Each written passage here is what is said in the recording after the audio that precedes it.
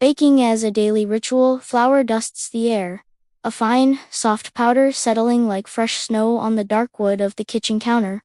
It's a familiar scene, a quiet ritual that begins before the sun has fully woken the world outside my window. For me, baking isn't a special occasion. It's a daily practice, a form of meditation that grounds me in the rhythm of my own hands and the simple alchemy of ingredients.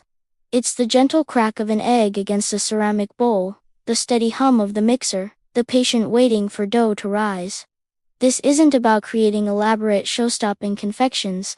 It's about the process, the transformation, the comforting predictability in a world that often feels chaotic. Each day, the kitchen becomes my sanctuary, a place where time slows down and the only thing that matters is the creation of something honest and nourishing. The ritual often starts with bread.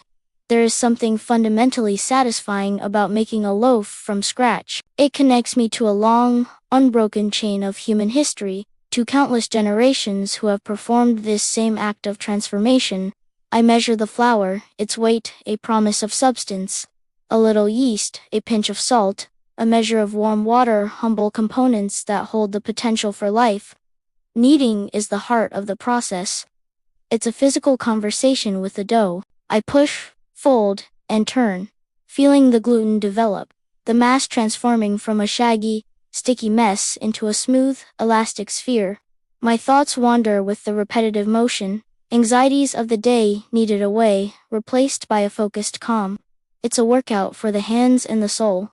As I work the dough, I'm not just mixing ingredients, I'm infusing it with intention, with care, with a piece of myself. Once the dough is left to rise, nestled in a warm corner of the kitchen under a damp cloth, a period of quiet anticipation begins. This is the magic of patience. It's a lesson that baking teaches relentlessly. You cannot rush perfection. You must trust the process, trust the invisible work of the yeast. During this time, I might prepare a simple cake batter or roll out some cookie dough. The scent of vanilla extract, rich and sweet, fills the air, mingling with the earthy aroma of the proving bread, the clatter of measuring spoons, the gentle scrape of a spatula against the side of a bowl. These are the sounds of my daily symphony. It's a quiet, personal performance where the audience is my own sense of well-being. The kitchen, in these moments, is not just a room for cooking. It's a studio for creation, a laboratory for comfort. The second rise of the bread is a quieter, more subtle affair. The shaped loaf rests, gathering its strength for the final, fiery transformation in the oven. This is when the true magic happens. Sliding the pale, expectant dough onto the hot stone is an act of faith.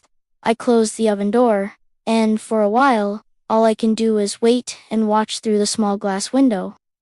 Slowly, a golden crust begins to form.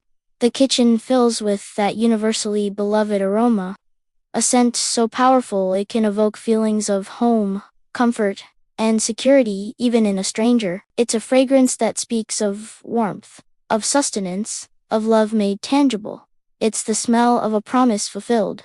When the timer finally chimes, I pull out a loaf that is burnished, crackling, and alive. The sound of the crust cooling, a series of tiny, delicate snaps, is the bread's applause for its own creation. This daily ritual extends beyond bread. Some mornings call for the buttery, flaky layers of a simple scone, studded with whatever fruit is in season: tart cranberries in the winter, juicy blueberries in the summer. Other days, it's the comforting sweetness of a batch of oatmeal cookies, their edges crisp and their centers soft and chewy. The recipes are often simple, familiar friends that I can turn to without much thought. It's the muscle memory of the process that is so soothing. I know how the brown sugar should feel when I cream it with butter. The exact moment the cookie dough comes together, the precise shade of gold that indicates a perfectly baked muffin. This familiarity doesn't breed contempt. It breeds a deep, abiding comfort. It's a reliable joy in a world full of uncertainties. Sharing what I bake is the final, and perhaps most important, part of the ritual. A warm slice of bread offered to a neighbor, a small box of cookies left for the mail carrier, a simple cake shared with family. These are small gestures that ripple outwards, carrying the warmth of the oven with them.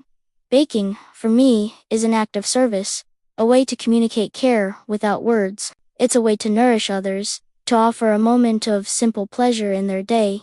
The joy is not just in the making, but in the giving. Seeing someone's face light up at the taste of something made by hand is a reward that never diminishes. It transforms a solitary practice into a shared experience, connecting me to my community in a real, tangible way. In the end, this daily ritual of baking is a form of self-care.